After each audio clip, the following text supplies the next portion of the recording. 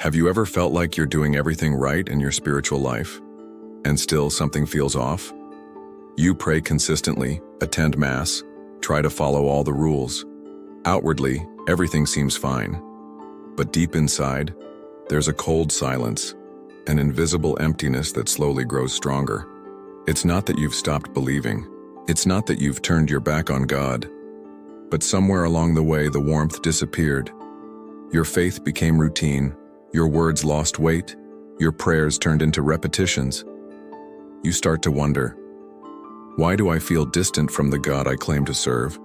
Saint Josemaría Escrivá gave a name to this silent erosion of the soul. He called it the danger of ignoring the little things, the small interior betrayals, the unnoticed compromises, the spiritual laziness hidden behind external devotion. While many chase spiritual highs, they miss the very place where holiness begins, the ordinary. We live in a world obsessed with the extraordinary. Big gestures, big moments, big results.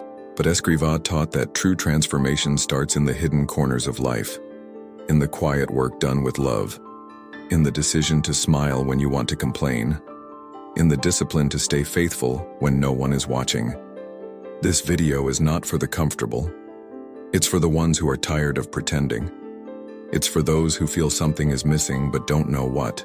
It's for the souls who want real holiness, not in appearances but in truth. If you stay with me until the end, you might finally understand what's quietly stealing your fire and how to reclaim it. We often think that as long as we're doing religious things, our soul is safe.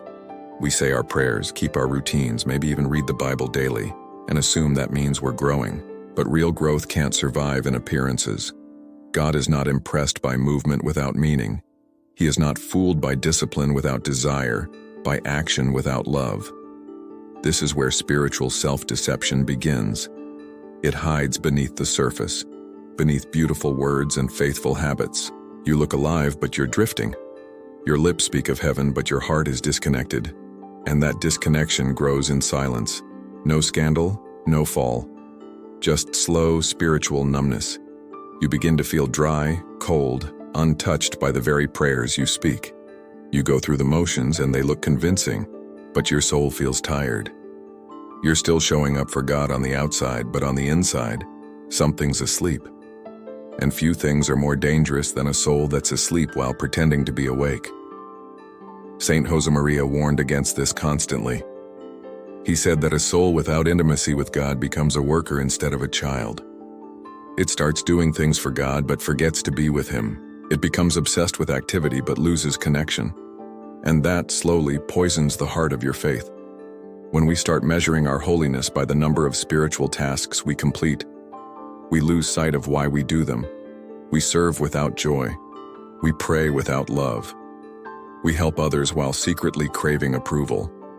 We confuse visibility with virtue. We begin living more for the applause of others than the silence of God's presence. That's when we need to stop, to look inward, to ask ourselves hard questions.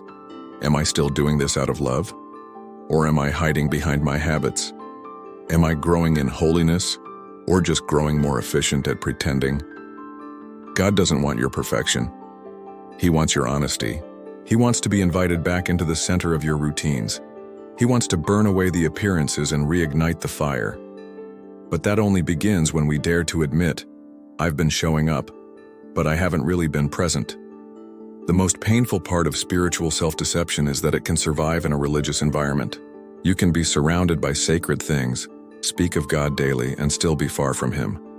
Holiness is not built on routines alone. It's built on surrender. And surrender is not loud.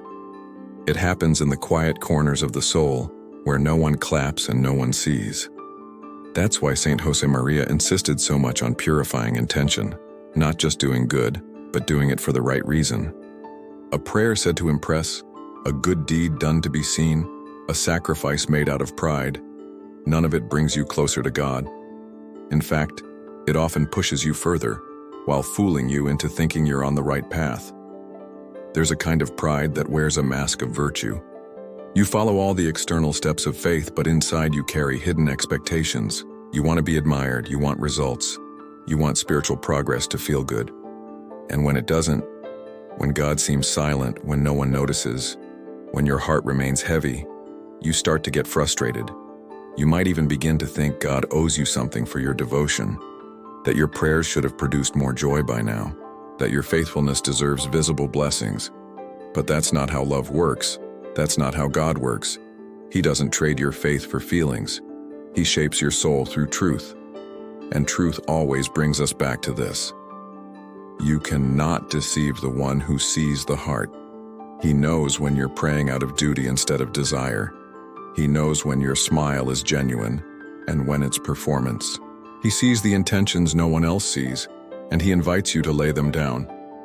This is the only way the fire returns, when we allow the Spirit to break the outer shell and reach the secret places within. When we stop trying to look holy and start asking to be made holy. When we let go of our self-protective rituals and choose instead to be vulnerable before God, because the God who sees in secret is not looking for performance. He's looking for presence. He's not waiting for you to get stronger. He's waiting for you to be honest enough to be weak in his arms.